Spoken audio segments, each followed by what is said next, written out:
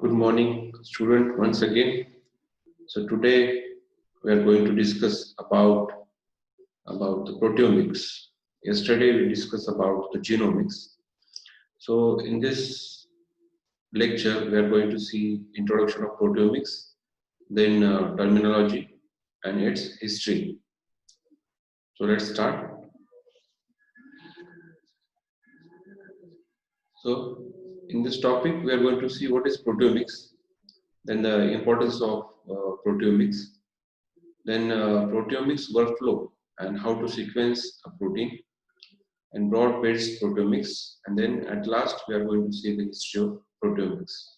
So all the points we are going to discuss very briefly, because in upcoming tab topics we are going to discuss it uh, on large scale, and at last we are going to see the additional information about genomics of some crops. So let's start with what is proteomics. So there is a term that is proteome of a cell. So as we saw in genomics, genomics is a collective set of all the genes in the organism. Like that, proteome is also a collective set of all the proteins within a cell. And the study of such proteome is called as proteomics. So this term was first coined by Mark Wilkins in 1994, and it is very recent field as compared to genomics. As we saw yesterday, genomics was started in 1970, and this is very recent field. So a given cell will have one genome. As we know that one cell has one gene, but that cell can have many proteins. As we know that only one gene can be express different kind of proteins because of the splicing mechanism of mRNA. So as if we splice, if we cut the RNA in different kinds, we will get different kinds of protein through translation transcription. Then, depending on which genes are expressed and the level of that expression at particular time, so how which protein will get in the cell, it depend upon the which gene is getting expressed and at what time. A time in the sense what is environment. So a cell, maybe bacterial or eukaryotic cell, it is not residing in one particular environment. It is residing in different kind of environment. So in different kind of environment, the proteome changes to cope with the different conditions. So this is a short introduction of proteomics. So before we start the discussing about proteomics, we should know what is the structure of protein. So this is a very basic part. Already you have been studying this since 11th standard. As we know, a protein structure starts from a primary structure. It is a primary protein structure. It is just a stretch of attached amino acids. So there are 20 amino acids, and if they attach in particular manner, we get a primary protein structure. So once this primary protein structure folds into a beta pleated sheets or alpha pleated sheets, then it forms a two-dimensional structure, that is secondary protein structure. Then after that, if these alpha and beta sheets again fold into three-dimensionally, then we get a tertiary protein structure.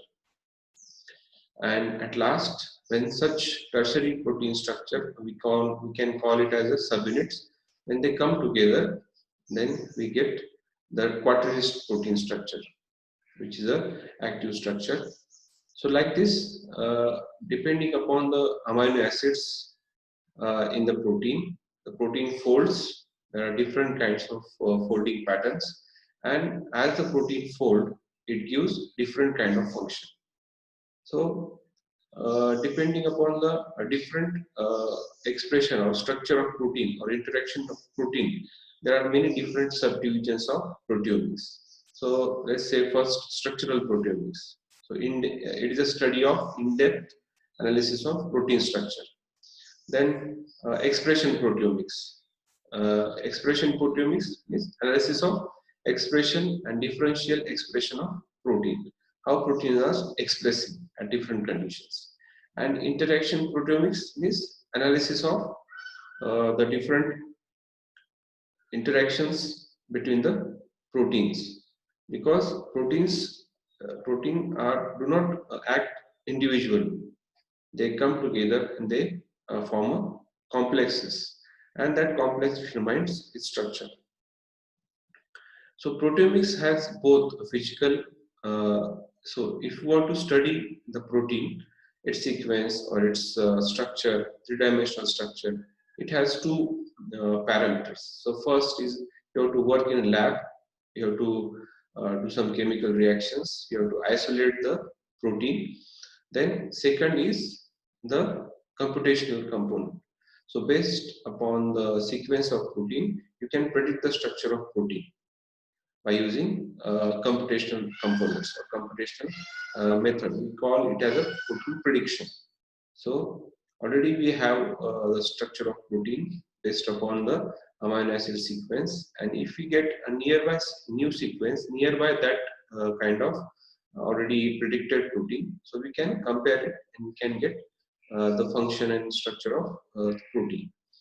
So the data derived from laboratory work can be fed directly into sequence and structure prediction algorithms, and also we can predict the also we can sequence the protein, or we can know the what kind of amino acid in that by using the mass spectroscopy. So this is a basic about protein structure and subdivisions of proteomics. Then the importance of proteomics.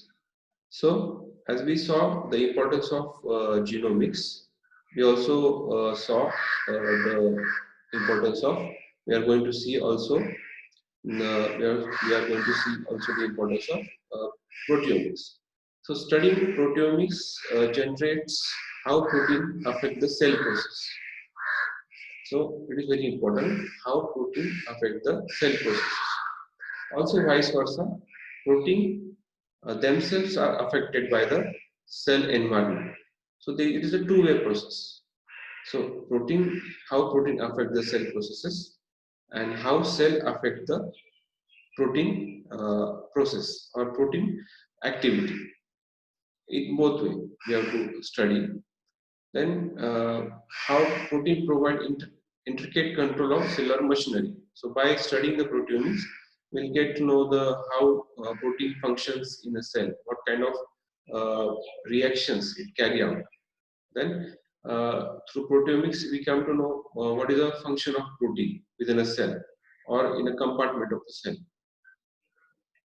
It is a great variety comes from a phenomenon known as a alternative splicing. Already we have discussed it.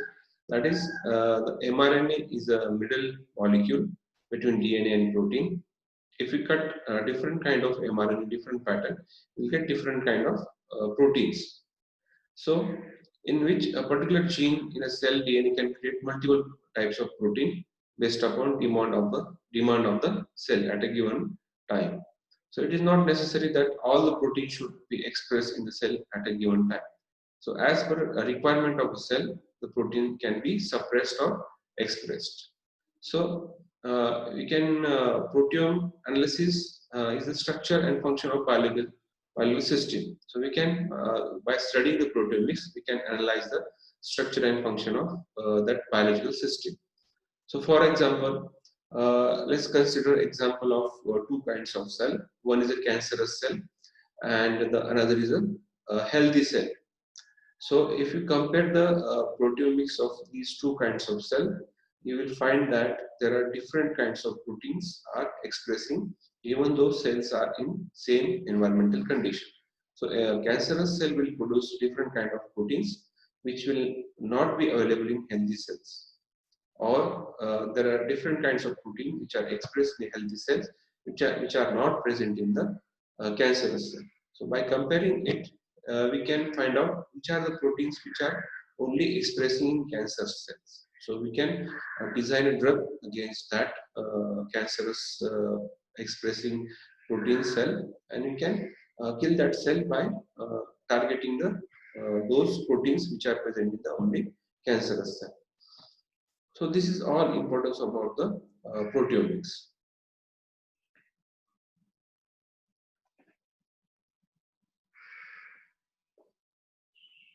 The next we are going to see, now we have seen the importance of the proteomics, but to study the proteomics we have to first extract the protein from the cell.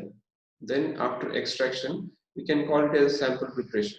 Then there are three actually components to study the proteomics. First is sample preparation, that is isolating the protein from a cell. Then data acquisition, that is we run those protein through gel, then we get some kind of bands, and after we get the band, then we analyze the data.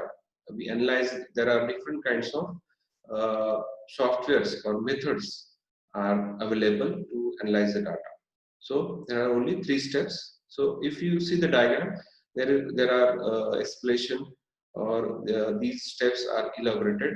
Like we have to prepare a sample, then we have to process it, the sample, then we have to concentrate the protein, then we have to apply it for SDS page, or sometime we have to apply for 2D electrophoresis. We are going to discuss it about in next slide. Then we have to digest with trypsin. So after digestion with the trypsin, we can apply it to the LCMS, or we can apply it with different mass spectroscopy techniques, and through these techniques we can identify the protein sequence. And to identify the protein sequence from the data generated through gel electrophoresis or mass spectroscopy, we can use different softwares like MASCOT, and through that software then we can use bioinformatics tool to predict the protein structure. So this is general workflow of the proteomics. So in after sample preparation, this is a very important step in to study the proteomics. That is, we have to first extract the proteins, and we use here that is protein separation technique, that is 2D electrophoresis, that is 2-dimensional. Generally in DNA separation we use only 1 dimension of electrophoresis, but for protein we have to use 2 dimensions. That is, in DNA electrophoresis we separate the DNA based upon the charge and the size or mass. Here in protein also we separate the protein based upon the charge, but in charge we can call it as isoelectric focusing, or PI, that is isoelectric point. And then we separate, after that we separate the protein based upon their size or molecular mass. So if you observe this diagram, you can see a protein sample which has a different kinds of protein. You can see the colors there, that is yellow color, black color, the green color, the blue color. So these are different kinds of protein which we want to isolate, and after isolating we want to sequence only a black color protein, or yellow color protein, or green color protein. So for that, first you have to apply those isolated protein through a gel electrophoresis, or you can say in case of protein we use page gel or SDS page. Then in that we use a special kind of technique that is called as isoelectric focusing. In isoelectric focusing, what happens? We separate the protein in the gradient of pH. So different gradient of pH is created in the gel, and in low pH we have the protein has a positive charge, and in high pH the protein has a negative charge. And when the protein doesn't have any charge, or we can say zero, or the positive and negative charges are equal, we can call it as a zero. Then that point is called as isoelectric point. So what is isoelectric point? The point where the protein cannot move towards negative or positive. It stops there. So that is called an isoelectric point. Each protein has a different isoelectric point based upon their charges. So first on first SDS page or first dimension, we separate the protein based upon their isoelectric point, and then second we use their molecular weight as a for separating their the proteins which have been isolated on the basis of isoelectric focusing. So why we want to do this kind of 2D gel electrophoresis? Because uh, in first dimension we only separate the proteins which are a group of proteins, and in second dimension we separate the specific protein based upon their molecular mass or molecular weight. So after separating the protein, then we have to digest it. We digest the protein into fragments, and these fragments then we apply for the mass spectroscopy.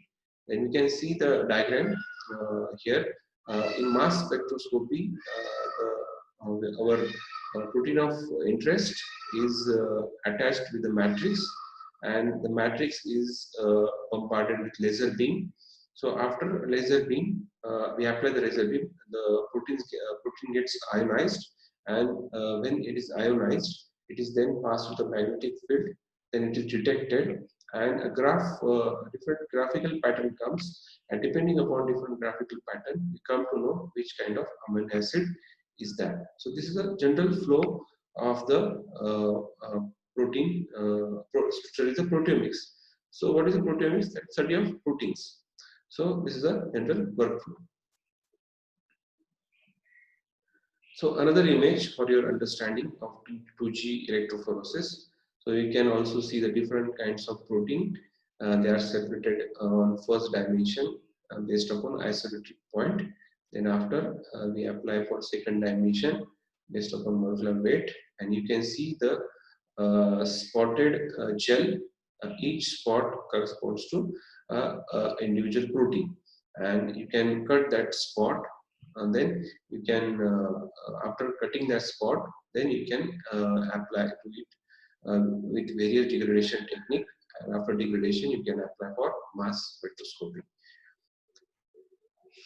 Then we will study the protein sequencing. So as we know, the DNA sequencing started very earlier. Then after DNA sequencing, or we come to know that DNA is genetic material, which is genetic code. After that, when in 1950s or 52, when we discovered that DNA structure, after that the sequencing of protein started. So Fred Sanger in 1953 discovered the primary sequence of protein, namely insulin. So it took about 10 years to Fred Sanger to sequence the protein, because it is very new technique and there was no any advanced machinery available at that time. So the primary experimental methods used to study the protein structure includes. So first, if you consider sequence, if you want to sequence the protein, there are different kinds of methods are available, like Edmond degradation. It's a very well-known method. Then mass spectroscopy, already we discussed in last few slides. Then amino acid sequence prediction from the cDNA or DNA sequence from the database, that is protein prediction softwares. Then if you want to study the secondary structure, you can use circular dichroism or FTIR, or tertiary quaternary structure, you can use NMR X-ray crystallography. So all these techniques are used to study the protein structure or protein sequence. The next slide. So broad-based proteomics. So what is a broad-based proteomics? So first step when utilizing a broad-based proteomics, it is to develop hypothesis specific to proteome being studied. So you have to fix the hypothesis. So it is best to choose organism that already have a great deal of genomic information. So whenever you want to start the protein study of an organism, first you should have a genomic information of that organism in hand.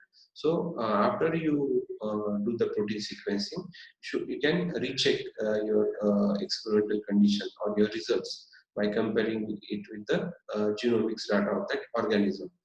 So once the hypothesis and organism are established, the proper technology should be chosen, and these technologies should be compatible with whatever biological factor are present, like sample type, etc. So already we have discussed some important and relevant proteomic methods include HPLC, mass spectroscopy, SDS phage, 2D, and perhaps in silico protein modeling. So this is so first you have to put a hypothesis, then you have to set up organism which genomic information is known, and then you can apply different technologies for protein study. So this is a brief history of the proteomics.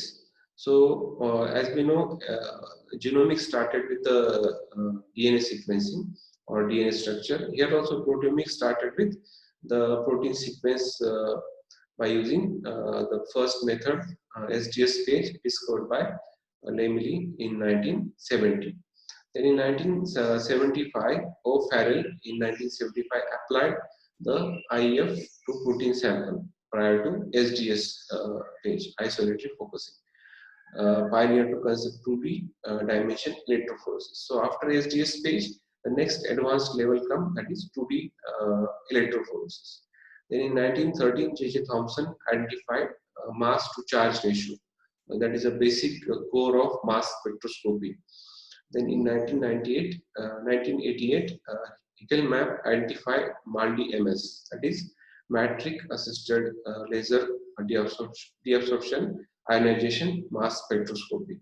So MALDI is very, we already discussed MALDI in last few slides, at how to apply laser beam, how to ionize the proteins, amino acids, then how it passes to the magnetic field and detector detect which kind of amino acid present in the protein. So that is MALDI-MS.